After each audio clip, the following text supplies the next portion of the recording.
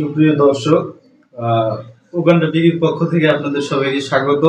আমরা আসছি আজকে ভৈরবে শহীদ ভাইয়ের সাক্ষাৎকার নেওয়ার জন্য। আসুন দেখা যাক। আসসালামু আলাইকুম ভাই।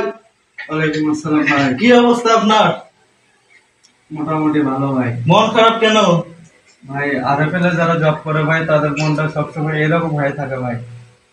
আপনি একটু দাঁড়ান, আপনার সাথে কিছু কথা বলবো। আচ্ছা ভাই, ঠিক আছে। ভাই টেনশনে আছেন কেন? ভাই টার্গেট নিয়ে ভাই। কত টার্গেট এই মাসে আপনার? ভাই 7,30,000। তো ভাই এই মাসে আপনার রিসিভ কত হইলো? ভাই 30 হয়েছে ভাই। তাহলে তো টেনশনে নেই, আপনার টার্গেট হয়ে গেছে। আরে ভাই 7 লাখ বাকি আছে ভাই। 7 লাখ বাকি 30,000 অ্যাচিভ হয়েছে ভাই।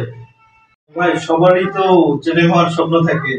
আপনার কতদিনের মধ্যে জেডেম হইতে পারবেন এরকম এরকম বলেন? হ্যাঁ ভাই, বলতে পারবো ভাই, তবে ভাই ঈদের পরে। কোন ঈদ? ভাই এটা যে কোনো ঈদ ভাই, হতে পারে এই বা পরের ঈদ বা এরকম করে ভাই, কোনো নির্দিষ্ট কোনো সময় নাই, তবে ভাই ঈদের পরে হবো আমি।